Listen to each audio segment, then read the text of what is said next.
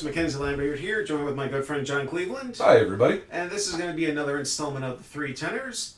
This time we're going to be doing our favorite documentaries. Yes. Favorite, best. I feel like they're very... Like, normally with movies, I'm a kind of person who tell you there's a difference between your favorite movie and the best film. Mm-hmm. However, with documentaries, I feel like it's a lot closer. There's still obviously a lot of wiggle room. Yeah. But, like, it's a lot closer because a documentary's point is to entertain, but it's also to inform. Mm-hmm. A movie's point is not to inform. So, it's just to entertain. So, I feel like the terminology is a little more interchangeable, let's say. And also, too, and I guess in the recent years, when you have clowns like Dinesh D'Souza and Matt Walsh, you kind of need to differentiate if these are actually really documentaries or fiction. Yeah. Yeah, just plain out works of fiction. Yep. I don't know how many times I've seen something listed as a documentary. I looked it up and I'm like, oh, this is just telling me that ancient aliens are Jesus. Mm-hmm. Okay, this is not a documentary. Yeah. Okay. All right, so if that didn't get rid of if that didn't get rid of enough people, Yeah. already. If your fan base just doesn't like this one, bud, Yeah. I think maybe get a different fan base. Yeah. I'm going to tell you that. All right, so in the book, he has it listed as essential documentaries, so I'm just going to say these are the documentaries he recommends. Yes, I mean, that's what I kind of thought about that too. Yeah. And these are, if you stopped me on the street and said, I love documentaries, can you please tell me which 10 I should watch? These are probably the ones I would tell you in the order. Mm-hmm. And again, tweaking for a little bit of favoritism here and there is kind of how I wrote my list. I don't know about you. Mm-hmm. Yeah, that's pretty much the same, yeah. Yeah, so we're all about that. All right, let's go ahead and see what Rob Hill has for his selections. Number 10, Harlan County, USA from 1976. This is about the bitter miners' strike. Yep, it's very topical. Mm-hmm. It's on my honorable mentions. Mm-hmm. Number 9, The Times of Harvey Milk, about politician Harvey Milk. I think there are better milk documentaries. However, it's good that topic is a very good, noteworthy one to study. Anvil, the story of Anvil, about the rock band. Yeah. Never even heard of it. Yeah. Taxi to the Dark Side, which is about torture of terror suspects. I think I've heard of that one. I have not seen it, though. Man on Wire, about Philippe Petit. So if you Google the top 10 best documentaries of all time, it will be in there. Yeah. I watched it. It's good. It's just that one, it's such a narrow scope of a topic that I don't know if I care about that much, if I'm being honest. Mm-hmm. I'm not saying he didn't make it compelling. He made a good documentary, but that's why it didn't get even in my honorable mentions, just because it's nothing I care about. Number 5, this is not a film about Jafar Panahi. I heard about that one. I've never seen it. Yeah. Number 4, The Thin Blue Line. I'm very surprised it's his number 4. I had that pegged as number 1. I mean, spoiler alert, it's in my list. It's the documentary that invented the true crime genre. Mm-hmm. I mean, no, it didn't. There, you could go back, but it's like saying Halloween was the first slasher. Yeah. You can say that and be fairly right. You can also be wrong. So, functionally, that documentary invented true crime. So, yeah, that's a big one. Mm-hmm. Number 3, The Interrupters, which was about Chicago violence. Yeah. I think I know where he lives. Mm-hmm. The Sorrow and the Pity, about French collaborators in World War II. Yeah, it's I was going to mention it in my honorables. It's one of those old ones that, like, you might have been shown it in films. Like, I could see them showing it in some film schools. Yeah. It's not the hardest documentary to watch, but it's up there. All right, and his number 1 is Gates of Heaven, about a pet cemetery. Yeah, yeah. Okay, so those are Rob Hill's. Essential? Yeah. There's just so we're clear, if you want to get prude or snobby about documentaries, there's one, and I think I wrote it down. I might not have, but I've heard about it, and I've never tried to watch it, but there's a documentary that's like 18 hours long about the Holocaust that was made 4 years after the Holocaust by Polish director and crew. Mm-hmm. So it's very detailed in its level of disturbing information. Yeah. It literally was used as a re-education tool. But it is a documentary by its nature. I feel like not including that when Mr. Hill likes to be all pretentious sometimes is a little weird. Yeah. Like, I get that you got to choose it, but to say essentials and not include one like that is a little weird to me. Now, with that said, I do not have one on the Holocaust because informing people about that, I feel, is such a grand scope that I don't even know if a documentary really can do it justice. That isn't that 18-hour long one. That kind of just sets a bar that no one else can even get near. So, but. Actually, I'll probably go ahead and check out mine first. Okay. I got a couple of honorable mentions. My first honorable mention is The Last Waltz by Martin Scorsese. This was the concert film about the last performance by the band. Yep. Great. Van Morrison immediately comes to my mind as probably one of the best performances on that show. I would say it's probably the best documentary about a band or music I've ever heard of. Mm-hmm. Again, not my huge thing, and I know that's a controversial topic because there's a lot of really good ones out there. But yep. Next, I will mention When We Were Kings, which covered the rumble in the jungle between Muhammad Ali and George Foreman. Yep. And this wasn't even on my list until you brought it up. American Movie. Yeah, if this is one of those times where it just boggles my mind, like. I had that pegged as your number one. It has been so long since I've seen it though, so I gotta. So you though, yeah, it's so you, man. Yeah. Okay, now into my proper list. Number 10, Best Worst Movie, which is basically a cast reunion of the infamous Troll 2. Yeah, and you really see that this movie was literally the inmates running the asylum. 100%. It is.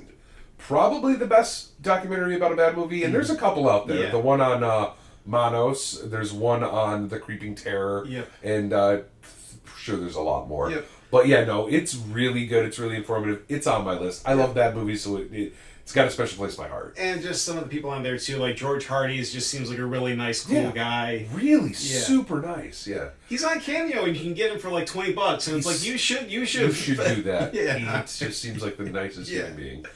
Number 9, Beyond the Mat, which was the wrestling documentary that prominently featured Jake the Snake Roberts, Mick Foley, New Jack, Coco Beware. Coco Beware. Yep. All in like very incredibly low points. It's the documentary, and it's in my honorable mentions. I did not put it. Yep. As a wrestling fan, it's very important. It's the one that started the whole, hey, you know what? These actors are just dying and having the worst lives ever. Mm-hmm. The minute they're not in front of you, it's just drugs and downhill. Yep. Like, it basically, like Dark Side of the Ring, there's a TV show now that's basically just because of Beyond the Mat. Mm-hmm. Now, with that said, most of the actors in it don't agree with how it was framed, and that things weren't quite as bad as they were showing, or he tilted it a little bit. But I will say that I will ignore that or be okay with the twisting of it, because it's what brought things to life. Mm-hmm. You know, I would like it to have been more at the level. I put it somewhat similar to movies made by what's that controversial documentary, Terry? Michael Moore. Oh yeah, yep. Yes, the 9/11 one, for example, Fahrenheit 9/11, he makes it seem like George Bush sat there for 6 minutes after being told he wasn't. Mm-hmm. We have proof of that. He manipulated it to make him seem stupider. My thing is, you're right, he did lie there. The rest of it, however, is pretty much all dead on, and it's like saying, "Oh, you lost the fight because you called me a bad name." No, that's not how it is. I made one bad move, everything else is fine. So I put it in the same category as that. Okay. Let's see. Number 8. This is one of my few cheats on here. My number 8 is This Is Spinal Tap. Again, I was wrong. I had that as your number 2. And Beyond the Mat was 3. Yeah. I love it just because you hear interviews with real life musicians like Steven Tyler from Aerosmith. Yeah. He saw this and it's like, I can't find this funny because this is true. Yeah.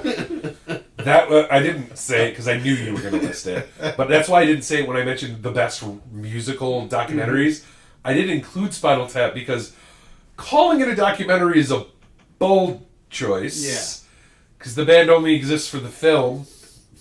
They have toured in real life. They have. No, they exist in real life and stuff, but from my understanding, they were created for the film. Mm-hmm. So it was kind of like the Monkees. They were created for the film, and then Yeah. they became kind of a real band. Yeah. All right, number 7. This one's, I don't know if anybody has heard of this one, but it's Chiller: 3 Days of Peace, Love, and Gore. This is a documentary about the Chiller convention that was in New Jersey. This is 2000, so before 9/11. This is a convention that was honoring Zach Hurley, as well as a lot of other guys like Forrest J. Ackerman, Kevin McCarthy, and you kind of just get this peek of pre-9/11 respective pop culture. And one of the people there, Brink Stevens, is in this one. She talks about how it kind of feels like that there's kind of a pendulum swinging, like we're at one end of the pendulum, and then sooner or later we're going to get to the other end of the pendulum. And then 9/11 happens, and they realize that night and day at the convention, pre-9/11, post-9/11. Sure. I was just, I didn't know that that documentary exists. I would like to watch it. Yeah, it's on YouTube. Look for Mike DeSerto. He's a New York City filmmaker, so it's almost like literally they took it out the VHS and put it on YouTube. That's cool. Yep. Yeah, I'll definitely have to check that out. I have, again, like the Troll, the bad movie thing, stuff like that fascinates me. I'd love there to be an awesome documentary about like Full Moon Entertainment or Trauma that wasn't made by Full Moon or Trauma. Yep. You know, that would be good, but that's interesting that it's one of those documentaries, and I know that there's going to be a few where the documentary's about one thing, but if you pay attention, it's actually about something else. So my number 6 is another one of my mockumentary options. This one is CSA, Confederate States of America. This proposes the idea of what would America look like if the South won the Civil War. Oh, one of those alt history things. Yep. And you realize that, wow, the North winning versus the South winning, it's not really that much different. No. I mean, like, and as somebody who studies history and was planning on being not a history teacher full-time, but I studied history in case that was an option.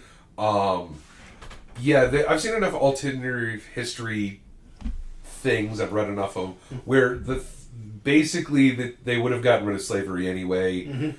It just would have taken way too long. Like, I'm not saying that they shouldn't have happened. That's not I may underline this, internet, so you do not misquote me. I 100% that the right outcome happened. It's just that if you did the analytics, they would have gotten rid of slavery just from, like, they would have had to. And it would have ended up being a much worse place to live if you were a minority in this country. No doubt. Yeah. However, and it would have been a lot more religious based, which again is not a positive. With that said, though, there would be a lot of things that are identical. Yes. And it's disturbing. No, they show you they show you real restaurants. They show you real products. Yeah, because I think it starts with a disclaimer, like literally letting this world exists. This is how this world exists. Like, no, there's no a sidebar where like, okay, that was a scene. No, we're acting like this is all real. Yes. Yeah. And when they discuss World War II, they talk about how America actually stayed out of it. Yeah.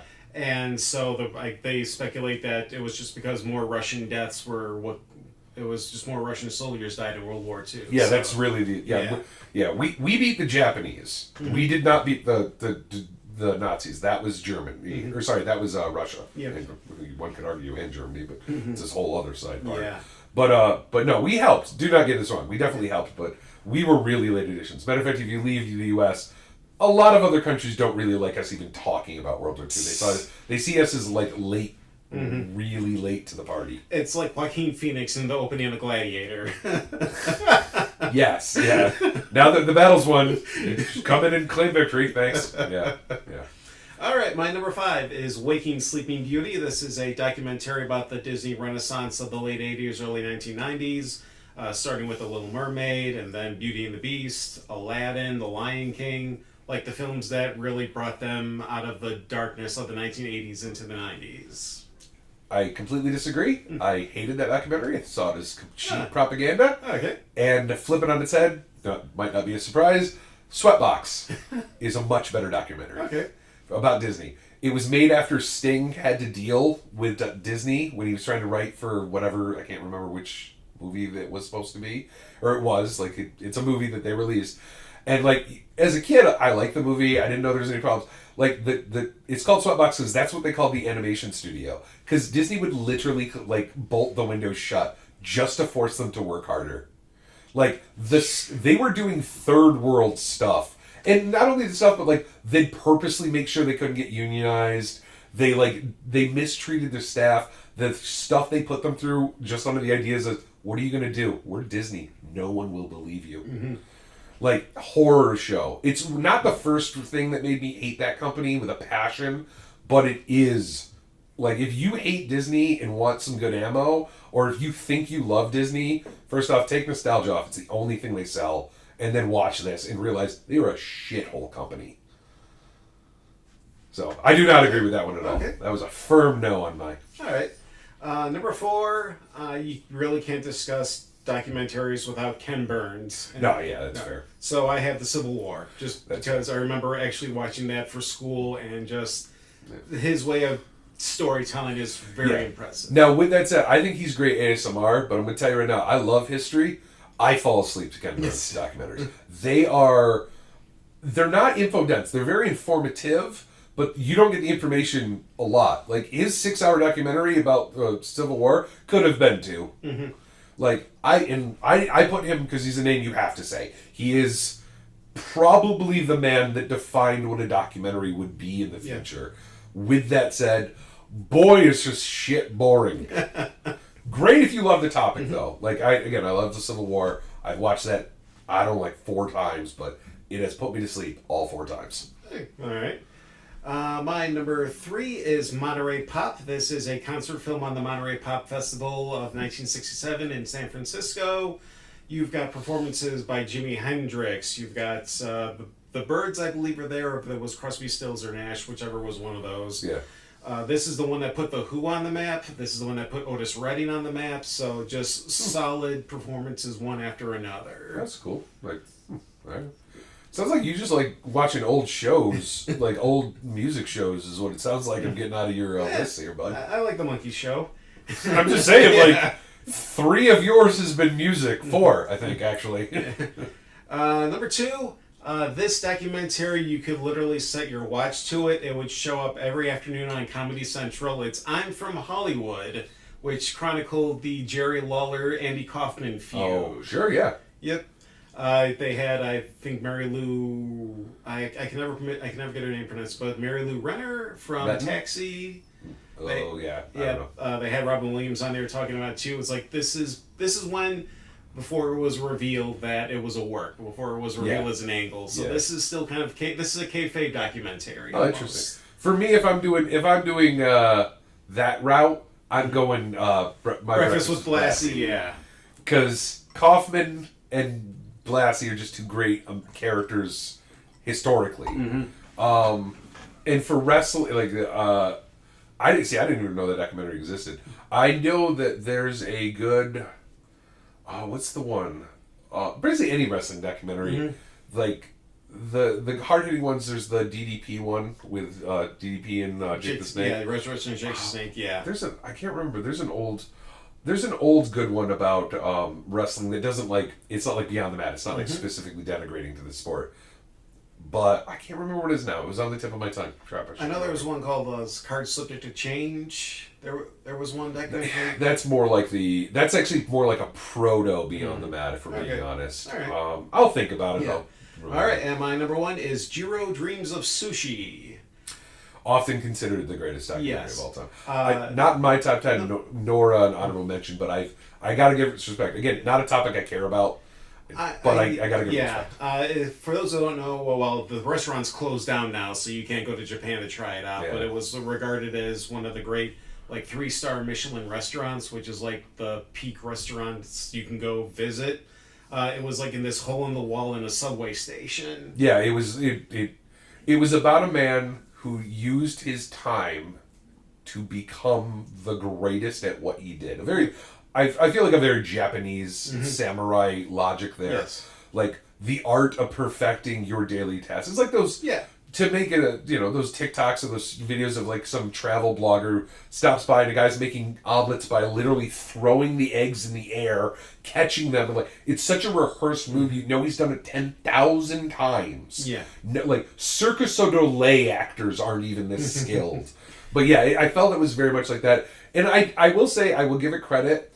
It is one of those documentaries it's talking about this little like 3-star Michelin sushi star, but it's really talking about a microcosm of Japan. It's a microcosm of the culture of Japan, in both with the reverence they give to not only the elderly but the skill, the pressure pushed on. The immense pressure put on them to succeed. Yep. But yeah, and for food documentaries, I would be stressed to come up with too many more good ones. I know I could off the top of my head, and every time you mention one, I think of like 5. I'm like, oh, I should have said that. But I know there was a really good one I saw once about a guy who just wanted to make this sandwich that his dad made him once. And his dad died and they were separated and this whole thing. And it's just him traveling to this one, because he didn't know how to make it. He just, like, he couldn't remember what it was called. So he had to go to, like, his aunt's in Sicily, because it was his dad's older sister, and apparently she's the only one who knew. And she was somehow rural, like, she didn't have a phone. Yeah. Or something. It was a whole trip thing. And it really wasn't about the sandwich. It was really about, like, him reconnecting with his family and stuff, and lineage and stuff. And it's wild. There's also, I mean, like, there's documentaries on every topic at this stage, right? Yeah. So those are my selections. All right.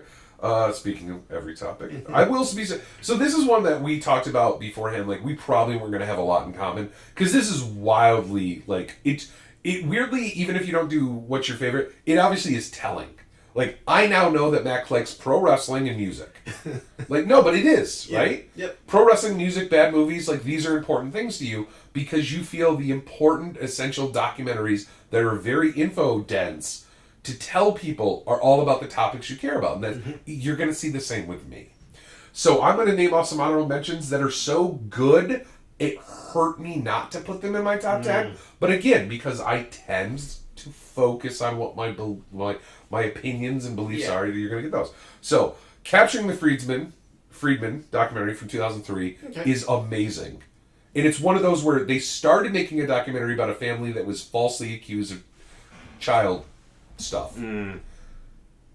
However, during the course of the documentary, it became fairly clear that it wasn't a false allegation. During the course of the documentary, the camera crew, the director, and the audience becomes aware that these are not false allegations. Think about that.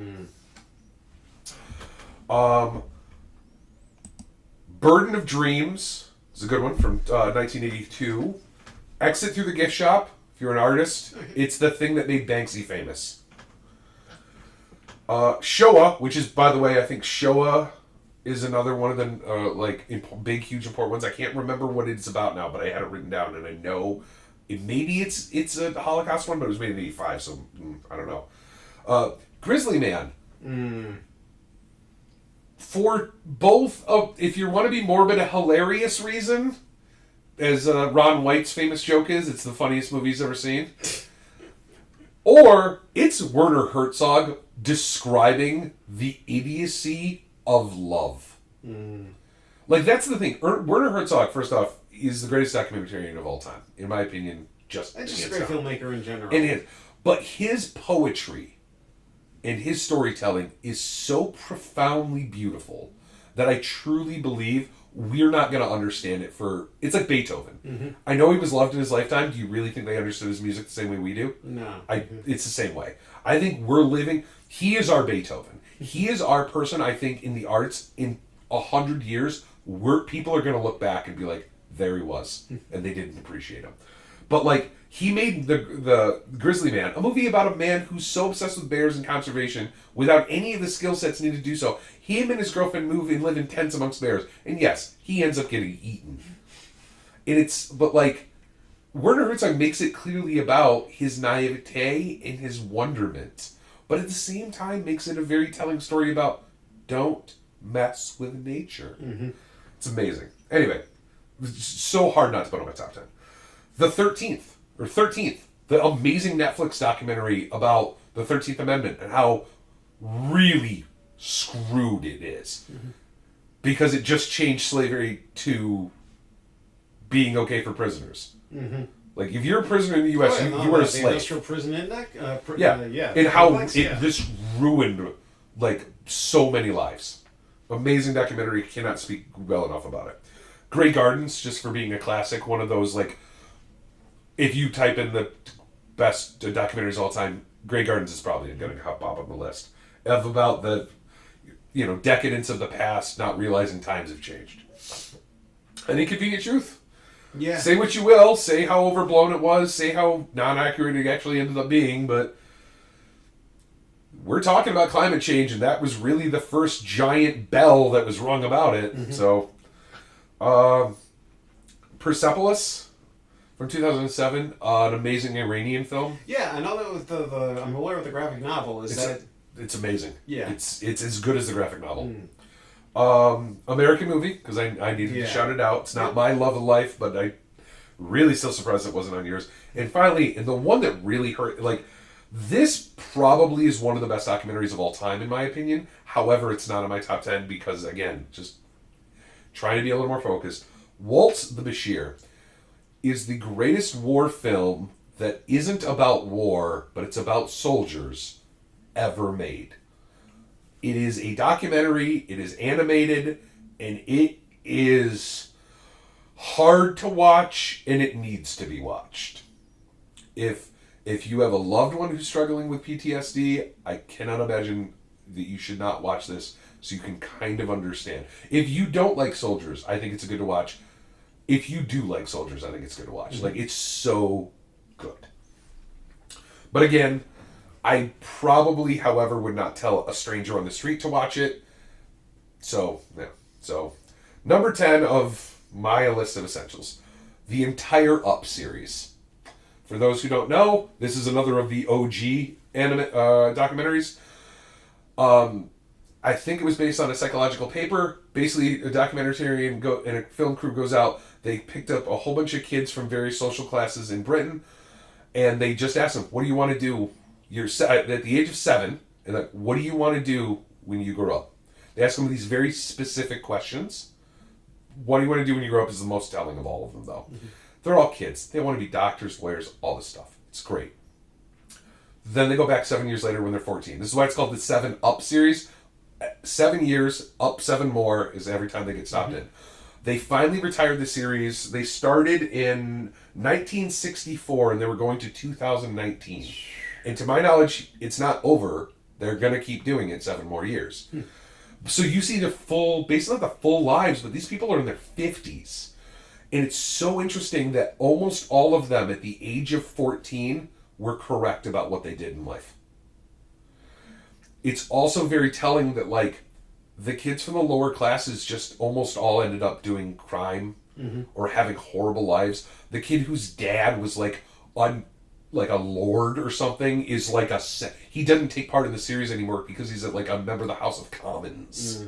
Like, it's so an indictment of the stratification of the capitalist society, specifically in Britain, and how our dreams as children influence actually how the world for us works. And it's just so compelling. And it's just asking children like 5 questions. It's amazing. All right, number 9. This one is one that in hindsight I probably would drop. And I'd probably put on, like, I've got like 5 floating in my head right now that, like, I've remembered since we started talking. But till that point, The King of Kong, A Fistful of Quarters.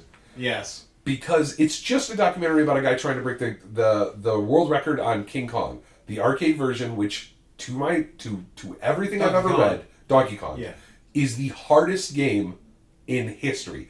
Based on the fact that the average player life for that game is shorter than the average player life for any other game. Most people put a quarter in Donkey Kong and are playing for less than 25 seconds before they're killed. Which is way less. Like Dark Souls, it's 10 minutes or 5 minutes or something. Now, obviously games change and now there's tutorials and they're not going to do that, but still. So breaking the record on the game is incredibly hard because there's no record to break. You just 999 out the game and then it resets and you have to keep going.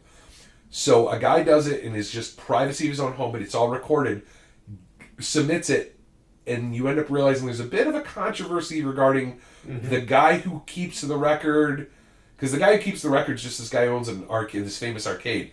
It turns out he's really good friends with the local guy who's like the king of all arcades. He has a Guinness Book of World Records and stuff. And then there's all this stuff that comes out, and it's about this underdog story, and it's really interesting. Everybody's a big character. The reason it ends up on the list is because I get to add the little note is that after you watch it, do some more research. The evil character, the local guy who was like using his pressure to make sure he couldn't lose his record, came out later. He cheated. Yeah, he was. So not only do you know he was an asshole in this, he's an asshole in the movie. He's an asshole in real life. But turns out he's an asshole in real life. Yeah. But number 8, like it's already been talked about, the best worst movie ever about Troll 2. It's, if you like bad movies, you got to watch it. It's essential viewing. I wish the people who made it. I know the people who made it are people from the movie, so it doesn't work. But I wish there was a documentary like it about like Miami Connection and a couple other bad movies that I really would like to know about. But all right, number 7. This is another one that I kind of pegged for maybe being in his number 1 because this one is one of the most important documentaries that ever happened. Werner Herzog, The Act of Killing. It's about the Cambodian genocide. You do not understand fully what happened in that country until you watch this movie, or if you're read about it or something, obviously. But like saying there was a genocide, I feel that word's lost a lot of its punch over the years. Sadly, that's a sad human fact that thing. But The Act of Killing and its follow-up, The Look of Silence, which is even arguably more messed up because in The Look of Silence, we follow a member of one of the kill squads. Because he's been, after the thing, they all were paroled, they were all basically given pardons. You follow him around as he just talks about, like, they'll stop like at a red light and he'll just point to a field and he's like, I've killed 17 women there because they wouldn't sleep with me. Like, but it's not done in I'm a callous. It's just, this is what that was. And then you're like, oh, in that building over there, my sister lives in. Like, it's just casual, the amount. Also, there's this whole thing where they follow a family that was impacted by it that have been trying to get restitution for the government for like years. And they meet. And that's the guy that killed their family. Like, it's an intense movie, or intense documentary. But again, it's one of those where like, how do you not put that on your list? If you, again, type in top 10 of all time, it's usually number 1 or number 2. Number 7 on my list, and my most controversial choice. Because again, I chose a Michael Moore documentary. I didn't do Fahrenheit 9/11, and I didn't do Bowling for Columbine, though that's the thing, that is the documentary that got me interested in documentaries. And I still think Bowling for Columbine is very, very topical. Yeah. Even if the Marilyn Manson footage didn't age very well. Sicko from 2007. Because of all of Michael Moore's documentaries, I would struggle to find the reason anyone would like go after him for this. It is an indictment of the healthcare organization and its abuses to people in this country. And it's also one of the times, and several of these documentaries do have a positive to them. Yeah. The positive for this one is, while filming the documentary, one of the people his very first person he interviews in the documentary was a woman who has this life-changing surgery. Like, she has a double kidney failure. So both her kidneys. And her family, because she was adopted or something, her family is not a match. So they have to put her on the registry. And her health insurance, she got her kidney. The health insurance refused to pay for it, with the knowledge that if without kidney, she's dead. So, or no, you know what this was? That was a different story. Okay. That was actually a worse story because that one didn't end well. Because it had happened in the past. They were interviewing her widow. No, it starts with a girl who has cochlear implants. And she's born deaf, she can't hear, and she has the implants into her brain and into her ear that literally let her hear. And the insurance wasn't going to pay for them. And they're like incredibly expensive. And the family sent the insurance company. So then eventually they were only going to pay for one of them, which from what I understand is acceptable, but they do technically have the insurance. It was an they show you how the company got around having to pay for it by like I know the document says you have to have it in here, but like we didn't get it in our office until then, so it doesn't matter. It doesn't matter that it was sitting in our mailroom for 2 months. It doesn't matter. So they were just doing whatever they could to not pay for it.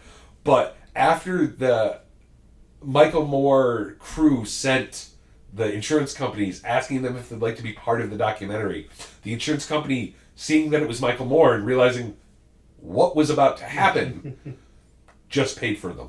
Mm-hmm. So at least, I mean, there was another good thing that came out of it, but at least a little girl got her implants because Michael Moore sent a letter. Like, at least you can say that. But again, like at one point they rent a boat. There's a woman who has to have these pills. They get charged like $15,000 a week for the pill that if she doesn't take, her like brain shuts down, she dies. That pill is $2 in Cuba. So they go to Miami and they rent a boat. Mm-hmm. And then for legal reasons, the film goes to black and goes, something happened. And then, because you can't go, so they can't tell you. But technically, if you're not an idiot, they just drove the 7 miles to Cuba. Mm-hmm. And she walks in a Cuban, like, pharmacy, and there's just this medicine that literally can save her life. And is ruining her. Like, she was an upper middle class woman, had a great job, all that stuff. She was like a lawyer or something. Mm-hmm. She's destitute now. She can't afford her medicine. And it's just, there's a box of it on the counter for $7. Yeah. And she breaks down and cries. She just breaks down right there in this shop in Cuba. Realizing that Cuba, has been demonized for decades. Literally, she says, if I could, I'd move here. At least they're not going to kill me. Mm-hmm. And so, like, you know, there's that. And from my own personal experience, I remember I used to take this medication called Visipa. Mm-hmm. And when insurance covered it, I paid maybe $300 over the course of 3 months. Mm-hmm. But when it was still before my deductible, $800 for 3 months. Yep. So and I've heard of way worse. Yeah. Yeah. So Sicko. Again, mm-hmm. I know Michael Moore's a controversial character, but watch it. Yeah. All right. Number 5. This one's one where, like, this is more the pure form of documentary. Like, it's a small story. It's not impactful to a lot of people. And I know I've dismissed some of those. But it really wouldn't matter. Like, it only affects a couple small people in a small town in the middle of nowhere. It just got a little bit of buzz, and so they're putting it in here. And I just realized there's one I didn't add that I'd rather have than this. The one I wrote down is Brother's Keeper from 1992. Just small town in the middle of Arkansas or someplace like that. Some brothers who basically, like, it's a farm. There's like 4 brothers. Mom and dad died. The brothers don't even have a high school education. They just live and work on the farm and kind of eke by. Well, one day, the one brother doesn't wake up. So they call the cops. The cops get into their head somehow that the other brother killed him because this big ado. And, like, it was basically small town versus big city lawyer trying to pin something on a guy who really doesn't make sense in any regard that he did. The one that I'd rather put here, though, and I actually, looking at this, I almost wish I'd restructured my entire list, but I'm not going to do that. So I'm just saying it right here, is the documentary series, there's 3 of them, about the West Texas 3 or 4. Okay, yeah. What is that called? It's like, it's got some grand name. Mm-hmm. I can't think of what it is off the top of my head, and I don't know if I have time to Google it. But basically, the documentary is about this small town. It got famous because a lot of actors found out about it and started wearing the T-shirts, like Free the West Texas 3, or West Memphis. I can't remember what it is. But it's a super small town, and what ends up happening is a little boy gets killed, and he is mutilated, and the town goes crazy because who's done it? And the person that they kind of focus on are 3 boys who are all social outcasts.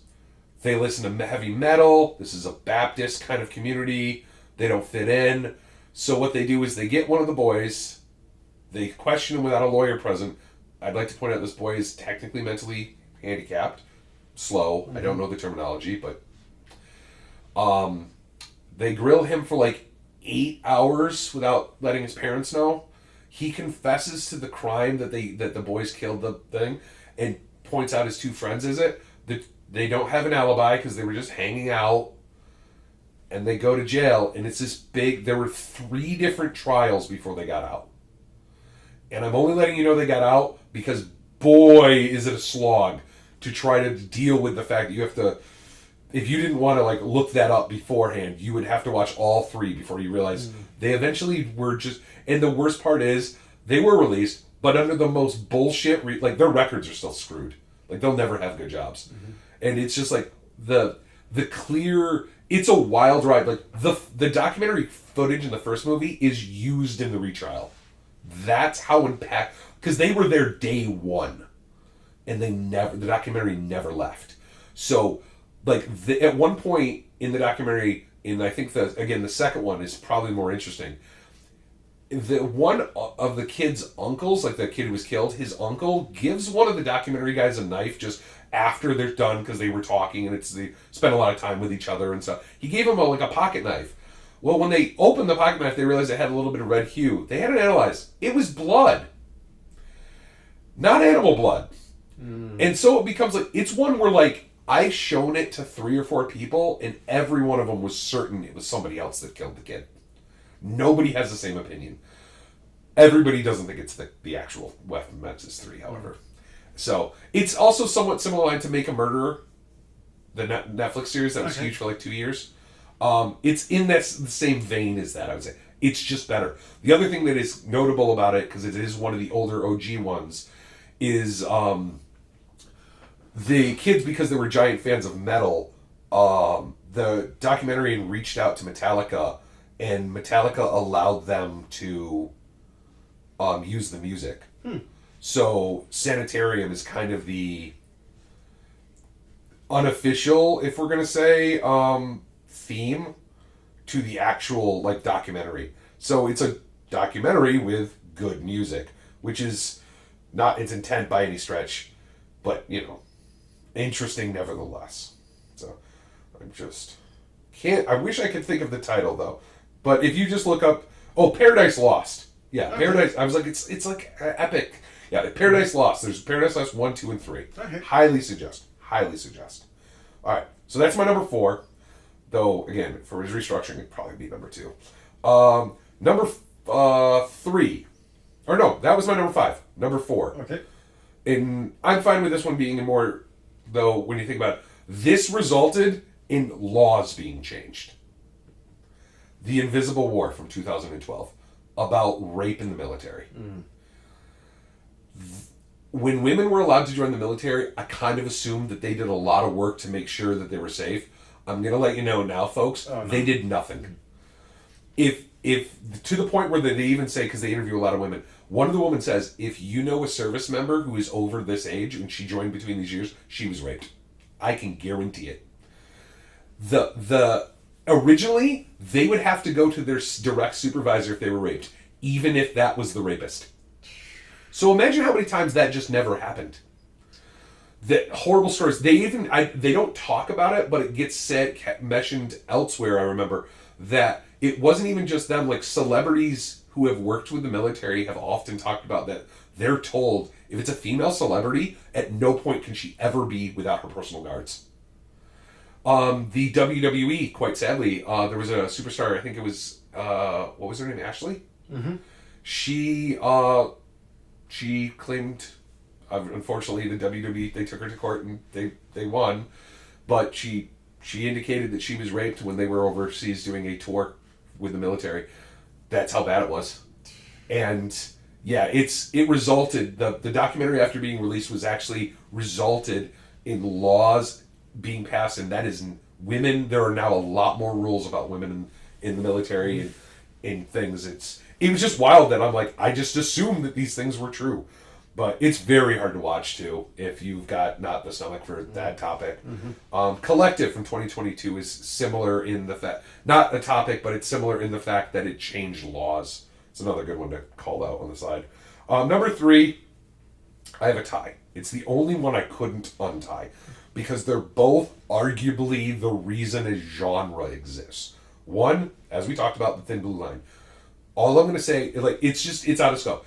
It's about a guy who was arrested with basically zero evidence, and the documentary is designed to show you how, like, it doesn't tell you this is what happened. It just takes all the evidence, is like a lawyer would, and presents, these are the only 2 possible outcomes of this. We have certainties, and neither of them result in my client being the killer. So please, there was eventually a retrial as well, and I'm not going to spoil how that went, because I'm not actually certain.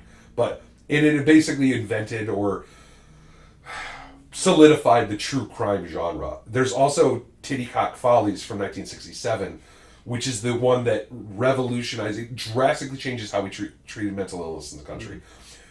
A documentary crew they were let into an insane asylum where, and this is 1967. This is important to realize how recently this was. This is where they were just basically, the windows were basically just bars. Some didn't have glass. They just threw a sheet on them, a smock, and had them just walking around in circles. There was clearly somebody with some kind of impulse control issue, just slamming his head against a wall. People just jerking off constantly. There was it was like the worst version of like a prison in an action movie where they go to a third world you've ever. POW camps honestly looked like better places to be. And after that, it came out, it revolutionized we instantly got all these new laws about how you can treat the mentally ill. So another one that's like historically important. Number two is, I feel, already has been forgotten, and it shouldn't have been. It was like, it's another one. If you look up top 10, it's probably closer to 10, but I think it's way more important than that. It's Blackfish from 2013. It's the movie that showed me that I grew up, I wanted to be, my first job I ever wanted to be after Dinosaur was I wanted to be a marine biologist. I've always loved that concept. I knew I couldn't do it eventually. It didn't have the science for it, didn't have a love of the sea as much as I needed. But I've always been fascinated with it. I begged my parents. I remember we were very poor and my parents took me to Marineland. It's one of my most cherished memories as a child. I now hate that concept. It is all about the torture that those orcas go through, and to a lesser extent the dolphins go through. The fact that these are sentient creatures and the shit they put them through is like, you wouldn't do it to a dog, and they're smarter than dogs. And then also the idea that, first off, learning about orcas just blew my mind. I knew a lot, but they taught me so much more. But then like the orca Titikum or Tacoma or whatever his name is a serial killer. We made a serial killer orca. We tortured him until he snapped. He has killed multiple people. One on film. He literally killed one of his divers while in front of a crowd. He drowned her because he could. Because he was upset she didn't have any more fish. And it's timely too now, because we know the big deal about how now orcas are destroying boats. Yeah, they think that's just a fad because orcas have, their community bonds are so strong and their communication skills so good that they literally have fads where not only do they eat, like certain orcas in one region will like hunt seals using like a very specific method. Even if they still eat seals, orcas in a completely different region will do it completely differently. But if you take one of the orcas that hunt seals one way and move him, the whole squad will try it. So they're communicating. Or there's seal orcas that'll just hunt like salmon, and then there's seals or orcas that'll just hunt like whatever, you know, like whales. The fact that orcas can take down blue whales is absurd to me. Or another random fact: do you know that the second most common thing that kills a moose is an orca? Because moose tend to swim down and eat the kelp fields, which is weird to begin with. You think this big, huge animal can swim down. Can't, which results in them getting eaten by orcas fairly frequently, which is just a wild concept.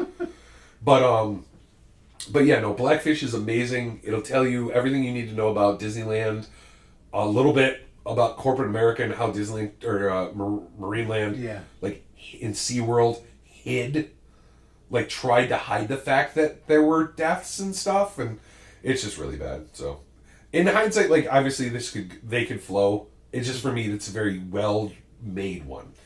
Honorable mention to, I realize I didn't include it here, and it 100%, it would be number 2. All right. I would bump everything else. Because I mentioned this earlier to you, it's my American movie. How is this not on here? Mm-hmm.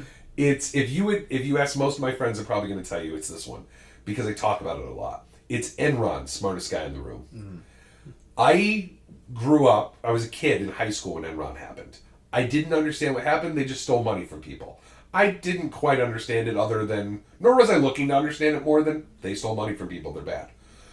That documentary laid down perfectly in a way that both showed the history of the company and how they robbed their consumers. Just beautifully. Because of that movie, I was interested in going out and looking up like The Big Short and like movies that are about like economic issues interest me now because of that documentary. I highly suggest it. It lays out so well the whole Enron scandal and also points some interesting fingers at the Bush Jr.'s administration, Arnold Schwarzenegger's administration. Yeah, so there's some interesting stuff still relevant in that. So that would be number 2. Everything else would have gotten pushed, if I'm fair. And number 1, the greatest documentary of all time, I Will Fight You, because this one is so emotional that I've never shown it to somebody and had them not tell me they didn't at least think about crying. I cry. I've seen it like 5 times. I cry every time. Every single time like a baby. It is intense. That is Dear Zachary, a letter to a son about his father from 2008. It's low-key. No one's ever heard about it. I am always the first person to tell anyone about it. I'm also the first person to give it to them because I have 4 copies I loan out. It is a documentary made by a guy who found out that one of his best friends growing up died, was shot. This guy was that boisterous, fun guy that everyone loved. Everybody's chubby friend, and I don't mean fat, morbidly obese, angry, cynical comic book nerd that the internet seems to like to have developed, but that the jovial friend that this guy's great, it's fun to hang out with him. You could see him being a doctor. Well, turns out he was going to med school. He's a little chubby, has a little bit of weight, so he always struggled with women. He ends up meeting a girl who is at least 10 years his senior in med school, nursing school, and they're decided that they're going to start dating. She's incredibly possessive and very weird. Eventually, he decides he's going to break it off. How he's going to break it off is going to invite her to this place and thing, and he's going to dump her. His body is found with 5 bullet holes in him at that place, and she's nowhere to be found. Search ensues, because at this time they would use cell phone towers to ping stuff, but that takes a while. Yeah. Especially in the early 90s, it took a while. So in Canada doesn't export people to the U.S. that can be tried and can be killed. It's a part of their thing because that's just how it works. Because she was a Canadian citizen, so she fled to Canada. Well, his parents, they file this stuff. There's an investigation. They eventually arrest her. They finally get her. It's a month or 2 later. Everything's good. She's just going to get extradited. It's all good. She's pregnant with his baby. The baby of the man she killed. Or, we'll see about that in the court case. Yeah. Her parents in the documentary, the guy, move up to, I think she lives in Nova Scotia, move up to Nova Scotia just to be near the grandchild. So every day they have to, or weekly or whatever, they have to meet the woman who very likely killed their son, who is currently in litigation. Because that was the thing. The other thing on top of all of this, so you're like, wait, wouldn't she be in prison? No. The judge and her were like besties. Ooh. Like, not really. Like, it's not like she, oh, you're fine, don't worry about this. But like, they should have been recused. Yeah. Just like, it seemed like she gave her whatever she wanted because she was a pregnant woman. Matter of fact, the judge literally said, and I feel like I'm basically spoiling this, but I'm letting you know the really hard part is until the end. But yeah, the judge literally wrote that she isn't a harm to anyone or a danger to anyone because if she killed him, it was for the reason of passion of love, and she's not going to do that again because he's already dead. That's the reason they just let her out on parole and like live her life while the court case. And if you think American trials take long, apparently Canadian ones take like triple the length because the parents lived up there for like a year or two. And it goes bad, is all I'm going to say. And again, I've cried every time I watched it. It also changed the law. It's for the purpose of the movie, I can't really tell you what law it is, but it changed the law. So, pretty messed up. Yeah. Yeah. Highly suggest, though. Highly suggest. Everyone should watch it at least once. But that's my list. It's intense, right? Yeah. Like I said, it's intense. What can I say? Yep. Yeah. The last couple was about like life and death stuff. Mm-hmm. Yeah. So yours were about a band. Mine was the lighthearted. Yes, yours was lighthearted. Mine was. I mean, I still had the best worst movie. Like, yeah. I thought that those are important topics too. I tried to show a range, but I'm just the kind of person who I tend to think serious things are more important. Yeah. Which I feel most people tend to. It's not always true, I would like to point out. Just because something's an action or a comedy or scary or something doesn't mean it's not important. Yeah. All right, so those are our lists for the top our picks for documentaries. Feel free to share yours in the comments below. Yeah, I'm sure we've missed so many. Like, I Yeah. kept thinking of other ones, like, oh, that should be, or this, I moved this. And, so. For this will be Mackenzie Lambert signing off. Well, have a nice one. Bye.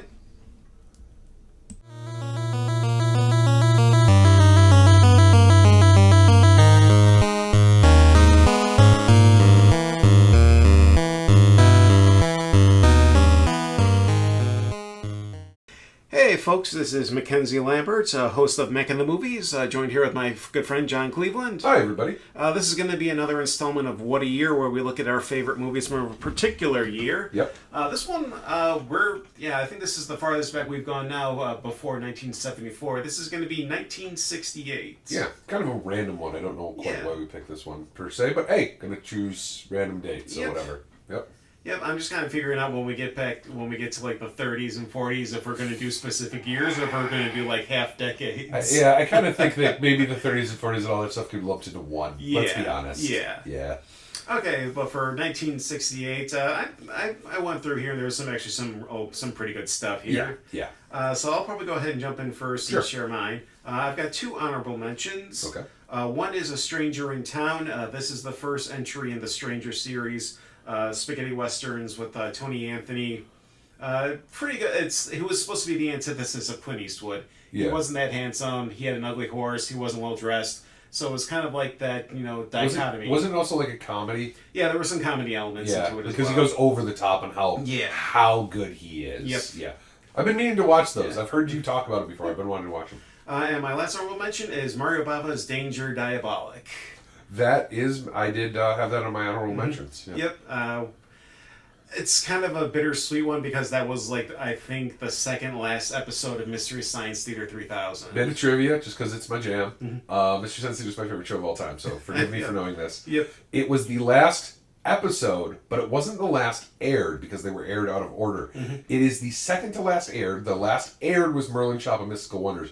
But in order of the numbers, when they're numbered, it is the numbered last episode before the revival on Netflix. Yep. Yep.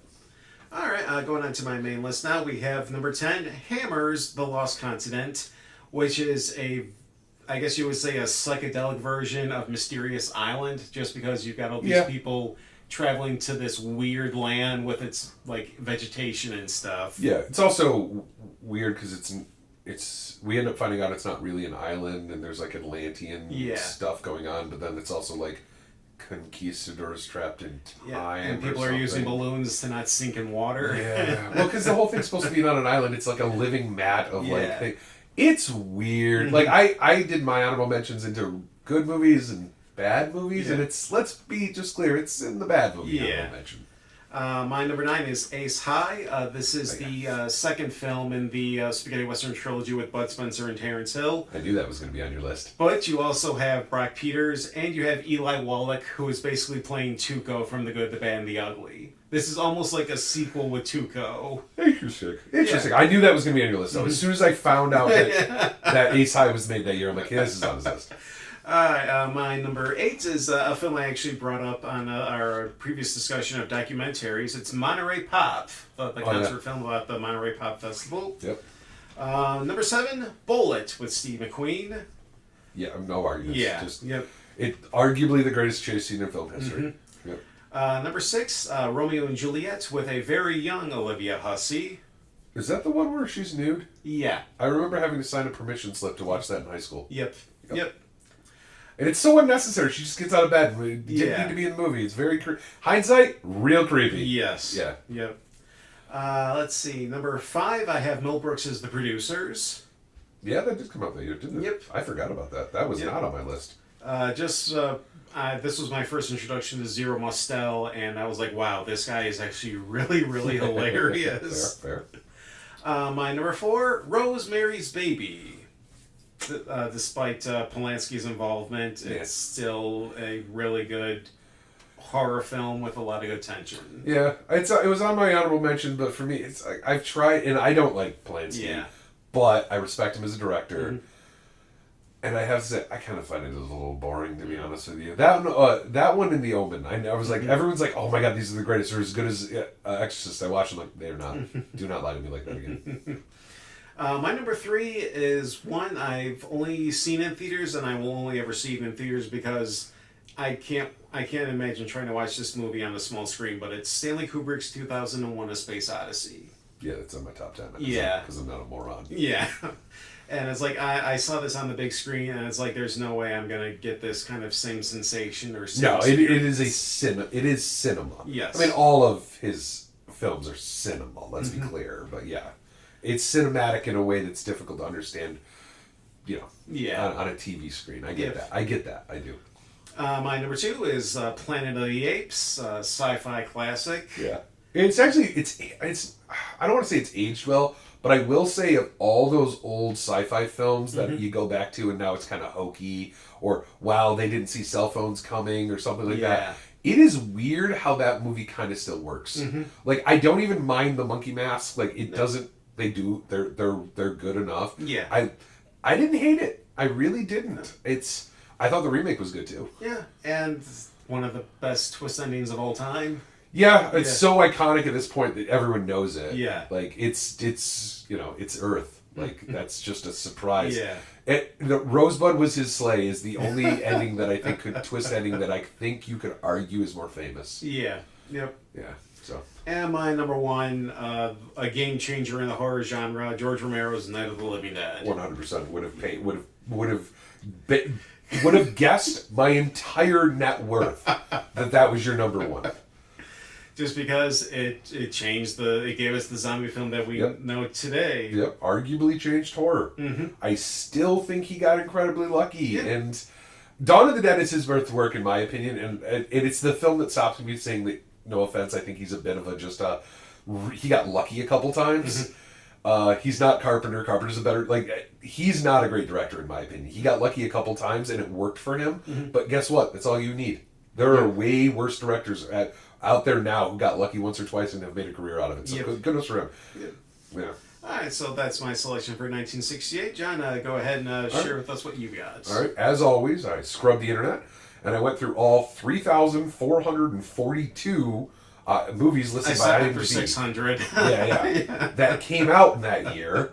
And so here I have honorary mentions. I have a couple bad movies that I'm a bad movie fan, so I'm sorry. I just need to mention, and then I have my top 10.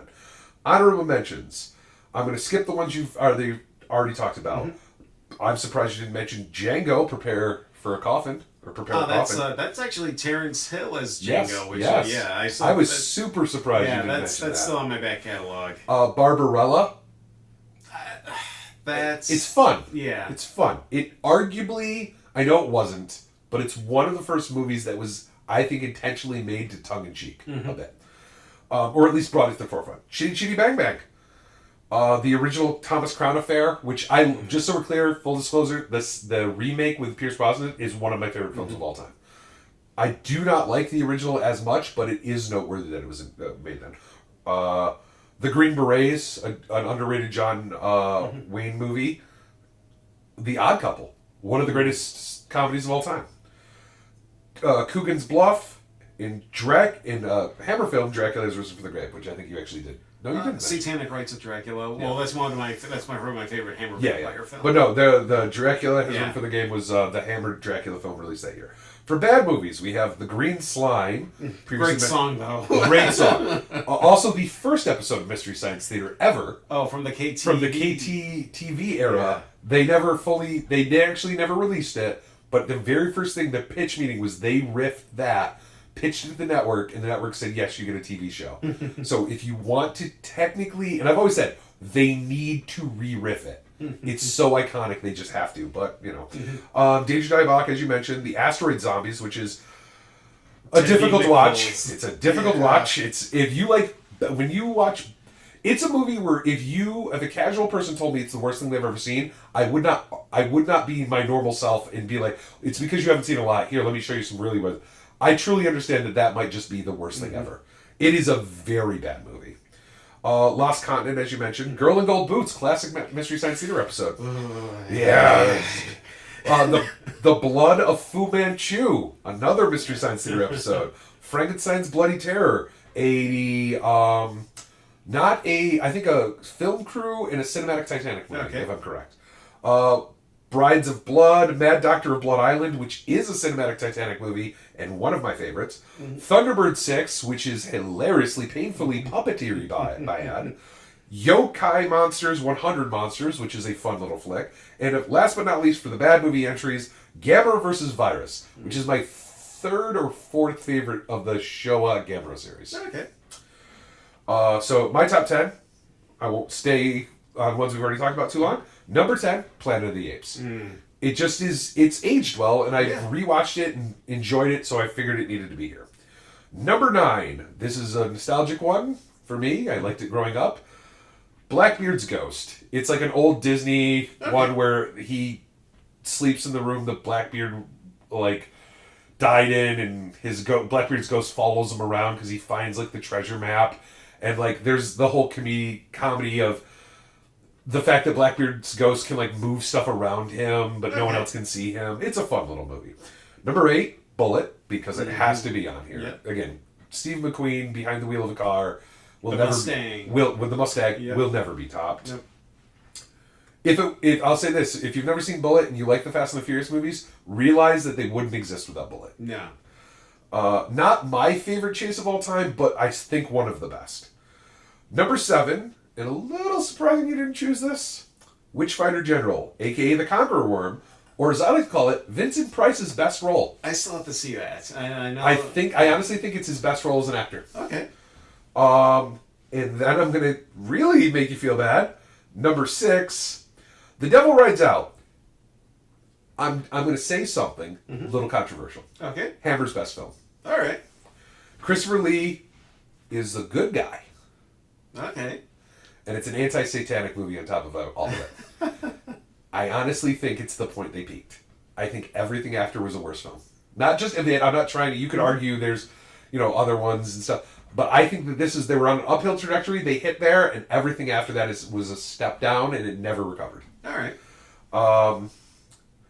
Number 5, and I'm not trying to tell you this is a better film. I'm just telling you, these are favorites. Destroy All Monsters. it's a Godzilla film. It's yeah, the final of the Showa era where they just throw almost everything in the pot. I love the movie before then. Godzilla, Rodan, and Mothra defeat King Ghidorah. This one, it's all three of them and like 20 other monsters. And yeah, they just fight King Ghidorah again. I'm literally telling you this. It's not better than the other films I listed. I am just a gigantic Godzilla fan, so you're sorry you have to deal with this. Well, it sounds like a kaiju battle royale. It is. And it's fun unnecessarily. Okay. Number 4, because I was raised on Westerns by my dad, so they've got a role in my life, Hang 'em High. I'd say not one of Clint's best, but definitely a middle-of-the-road Clint Eastwood Western, leaning towards good. Okay. Like, not as good as Outlaw Josie Wales, not as good as The Good, the Bad, and the Ugly. You know, I'm not saying it's amongst his best, but you need to see it if you liked his Westerns. Okay. Number 3, bit of controversy. 2001, A Space Odyssey, same place you had yours. All right. It really hurt not putting it as 1, but the thing is, I want to be true, this is my favorites list, not best. Yeah. If it was best, this is number 1. Yeah. It just is. I'm sorry, it just is. Number 2, Night of the Living Dead. I prefer the remake. You know what? I actually did this on my podcast where I put the two side by side, Yep. and I just basically said what this one did better than the Yeah, other one. I like that episode of yours. Yeah, and just for me, I like it. It's super influential. If it wasn't for the TM, it wouldn't be nearly as well loved. I think its impact partially has to do with the fact that you could just get it free. It was like the first good movie you could just get public domain. And I think that had a bigger... I really hate diminishing this film because it's not fair. It doesn't deserve it.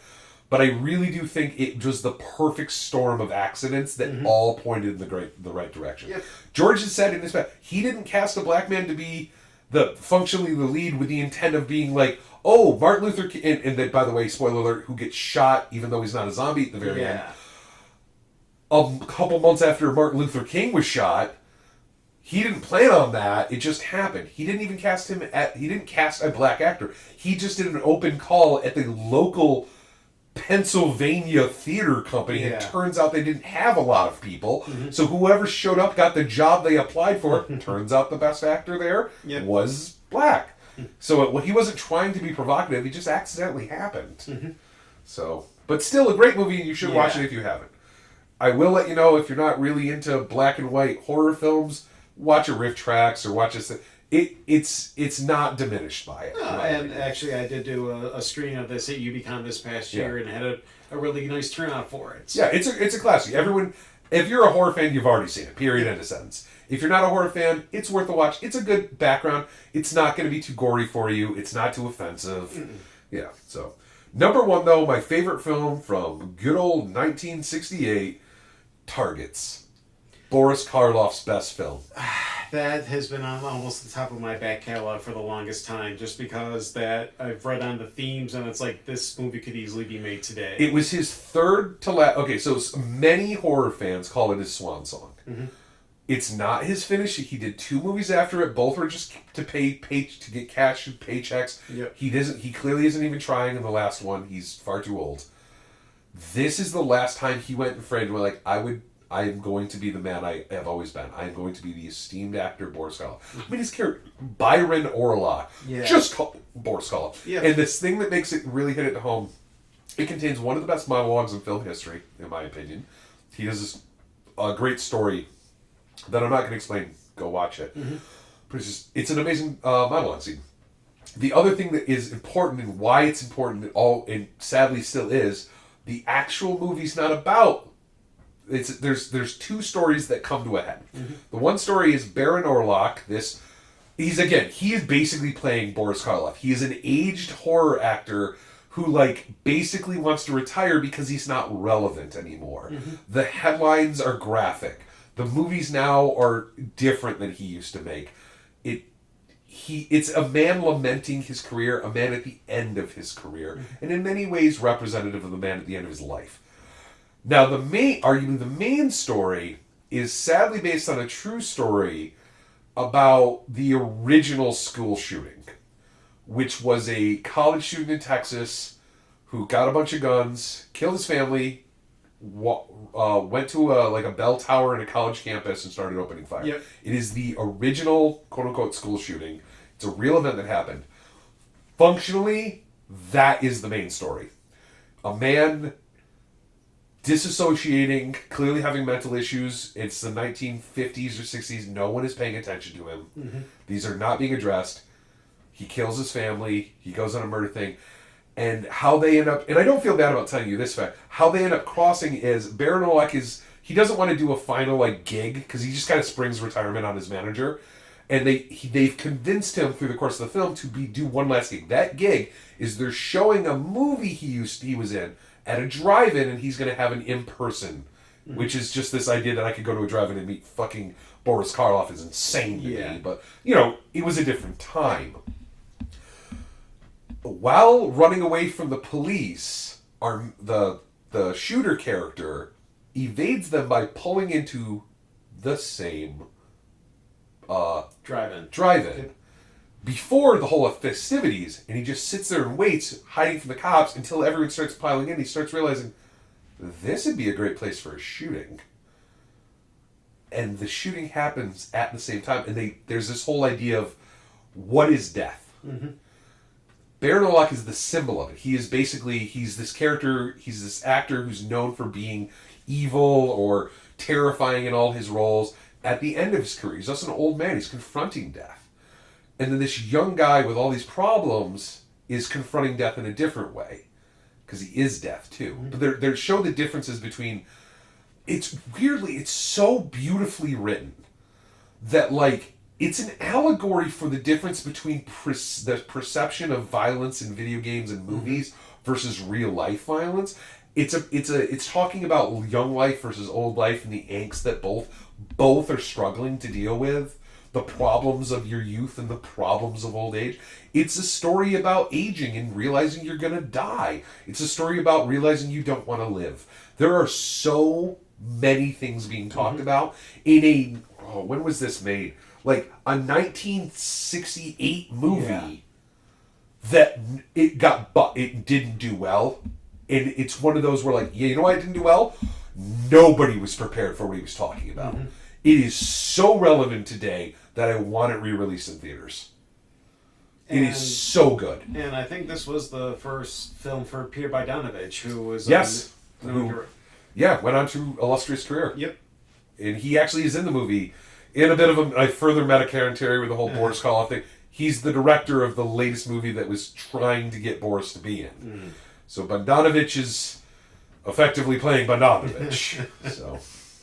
But no, Targets has been on my list for the longest time, and I need to see that. All those horror fans, anybody out there who does a 20 movie box set for $5, a horror box set, or a 50 movie box set for $20 that they sell, Targets is probably on there. It's public domain. Yep. It's such a good... You have to have owned it already. I'm telling you own it.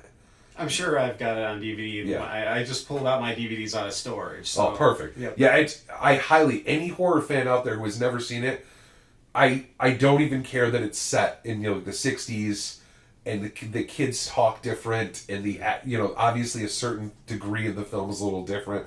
It's worth watching. In my opinion, and I do not mean this to be hyperbolic at all, it is a more relevant and impactful film than Night of the Living Dead. Mm-hmm. A film that's entire pathos is about how impactful and important it is. Yeah. I think Targets is more impactful and more important. And I don't want it seeing be great. I honestly think it might be perfect. If they remade it though, I would support that. I think it is still a conversation that needs to happen. Yeah. So. Oh no, very good choice. And that reminds me, I do need to see Targets. I gotta give you a list. Yeah. Yeah. So that's going to be it for this installment of What a Year for 1968. Feel free to share your selections in the comments below. Yeah, absolutely. Yeah. Because, you know what? I mean, these are old movies, but you know what? There's a great quote by Tom Savini. Sure, it's an old movie, but if you've never seen it, it's still new. Yeah, it's new to you. Yep. Yeah. All right, so on that note, we're going to go ahead and sign off. This is Mackenzie Lambert. And John Cleveland. Have a good day, folks. Bye.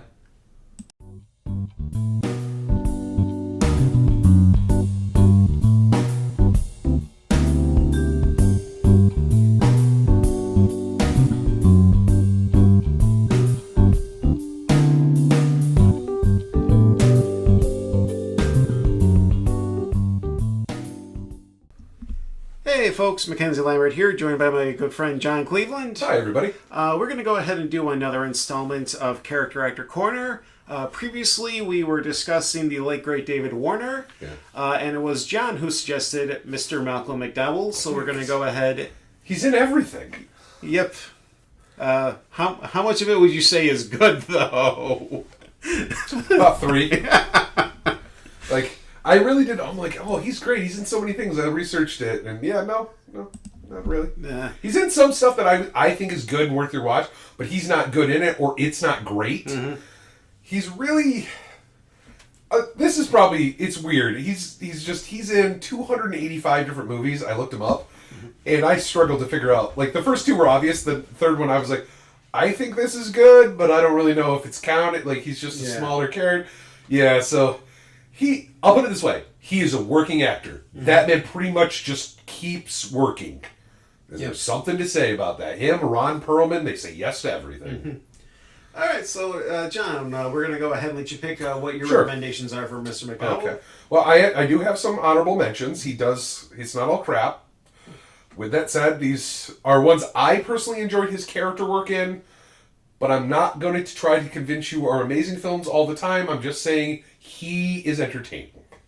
Most of the time, I think these are worth at least a watch. We're going to start with Cat People, which if I had a number 4, would probably be number 4. I find that to be one of the most interesting horror films of all time. Mm-hmm. Star Trek Next Generation, or Star Trek Generations, excuse me. He's very memorable. Time After Time is pretty good. Clash of 1999, which is like this weird nexus point between bad movies and like cult classics. Tank Girl, he's good in Tank Girl. Tank Girl is fun. Tank Girl is not a good movie. They're just something to think about. Yeah. I liked him in Fist of the North Star, but Fist of the North Star is just fun. It is not a good movie, especially if you like the anime. I thought his work in Evil Linko was very good, where he plays the Russian serial killer who I think is one of the, if not the man with the most confirmed 100% provable kills of any serial killer in history. It's like 56. It's crazy. Gotta love the fall of the Soviet Union to kind of cover up your crimes. Yeah. He has a spot in Corbin Nash, which is like one of those I just like to bring up when I can. It's worth your watch. It was based on a graphic novel or a comic, I think a graphic novel, and it's just a really cool little movie that doesn't get enough praise in my opinion. And I also wanted to say he also does a lot of voice work, and I think the best of which is in the recent Netflix Castlevania series. He's Varney, the Alchemist, and Death itself. Yeah, he had actually 3 roles. Yeah, and if you've never seen Castlevania, I liked the games as a kid, but I never was like a deep, hardcore Castlevania fan. I have no love for the series over than the memes, to be honest with you. Castlevania is just an awesome Americanized anime, that thing that is a thing now. Yeah. It's very good. I highly suggest it to anyone, especially like D&D and stuff like that. So many good ideas. Top 3. Number 3, Blue Thunder. Mm-hmm. He's the bad guy, and he plays such a good bad guy. Also, if you like helicopters, you will never see a better helicopter movie, because you could not get away with the stuff they're doing. Their helicopter dogfights against other helicopters, against jets, inside of a city. And when I say inside of a city, I mean like Chicago, they're veering in and out of the sky rises. You could not make this movie today. It would be all CGI. And it's amazing. Also, the cool thing about Blue Thunder, side note, has nothing to do with Malcolm McDowell. You watch it and realize that plane or the helicopter looks a lot like what eventually would become the Apache. Fun fact, the government was building the Apache on set. They apparently, after they found out about it, they went to the set and told the director, so where'd you get the blueprints? And it's also rumored, he's like, we just had the special effects team make an attack helicopter, and so like all this stuff. So the government investigated the movie because it was so similar to the Apache. And then on top of that, the one thing I've seen about it, the guy who worked on the special effects claims that the government took his idea for on the Apache, the helicopter Blue Thunder, special, advanced military equipment. It has a thing where it's got a Gatling gun on the nose, and everywhere this pilot looks, the gun goes. Yeah, the government took that idea and made it a real thing. From what he says, grain of salt. But I'm like, that's awesome. Number 2, Caligula. It's still to this day, I feel, the defining role of the character, the historical character.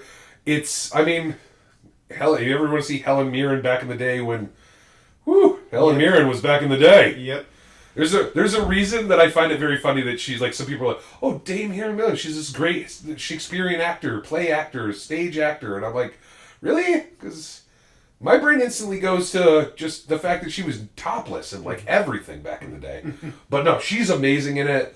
McDowell's amazing. And it's a weird movie to watch because it's so absurd, but yet a lot of it is claimed to have actually happened. Yeah. So, it's intense. Oh, by the way, for those at home, it is a NC-17. Like, there's sex that's happening. Hardcore sex. You're seeing hardcore sex. So, do not watch this with your family. No. Not that I think you would, but this is one to avoid with the in-laws, let's say. And number 1, because it's number 1 on your list too, and if it isn't, I would like an explanation. It's A Clockwork Orange. Yep. Stanley Kubrick. Malcolm McDowell. It's a definitive film of the decade it was made in. And probably one of the biggest Oscar snubs in the history. Yes. So, I'm not going to tell you about A Clockwork Orange. You either have seen it or you haven't. I'm not saying you have to love it. I know a lot of people who have seen it hate it. I'm just telling you, you still know about it. It's culturally relevant. Yep. So, those are my 3. All right. For my selections, I have a couple of honorable mentions. Sure. First honorable mention is actually a tie for his voice acting work. Okay. I have Castlevania on Netflix. Yep.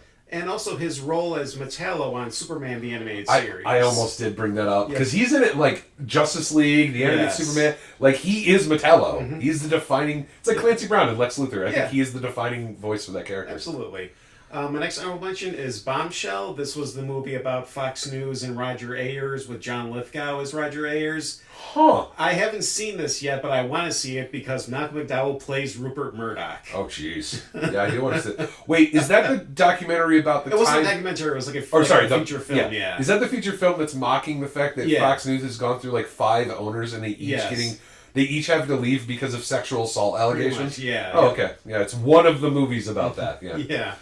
And my last honorable mention is his appearance on Tales from the Crypt. The episode was The Reluctant Vampire. Really good performance from him. Also, you've got Michael Berryman in the episode. You've got always a plus. Oh yeah, and you got the principal from The Breakfast Club as a police detective. So it's one of my favorite episodes of the series. I think we should do Michael Berryman one of these times. Yeah, I'll be down for it. Yeah, that is a man with a wild career. If he wrote a book, I'd read it. Oh yeah. I'm surprised he doesn't have a biography. I am actually a little surprised. I should contact him about that. It feels like he might be receptive to that. Yep. All right, and now for my main 3 picks. Number 3 is Easy A, where he plays the school principal. That is a good one. Yes, that is a good one. And it really shows his comedic chops because he is hilarious in this movie. Yeah. So's Emma Stone. And Stanley Tucci. Yeah, Stanley Tucci absolutely needed a comedy Oscar for that movie. I don't know if it's ad-libbed. I don't know who wrote it, but his character is just a delight. Oh, that's true about most. Yeah. Let's be honest. If he's in your movie, he's going to be one of the best parts of it. My number 2 is actually a video game performance by Michael McDowell. He's President John Henry Eden in Fallout 3. Okay. Yep. He's the president. Well, we find out, spoiler alert, he's an AI that wants to destroy the wasteland. And so that's pretty much his performance. Okay. And my number 1, I have Clockwork Orange as well. Of course you do. Yeah. Because I'd smack you if you didn't. It's not acceptable. Like, it's just, he doesn't... You look at his career, and like, unless you're going to tell me, oh, it was a movie my dad and me watched whenever it was, like, unless you have some nostalgic reason for it, it's just painfully obvious what his best role is. And he's been running the coattails of that for his entire career. Yep.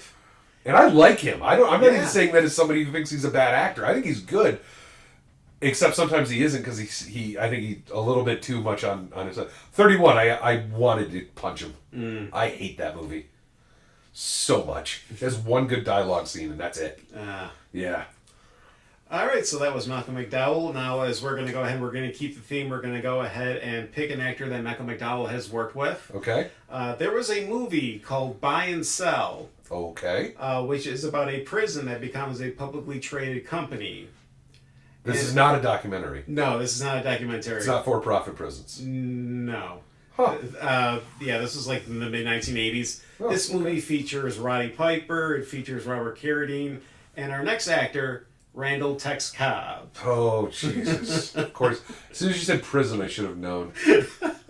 That mother, he's the go-to prison He actor. really was. He really was. Tango and Cash. Yeah, I get it. All right.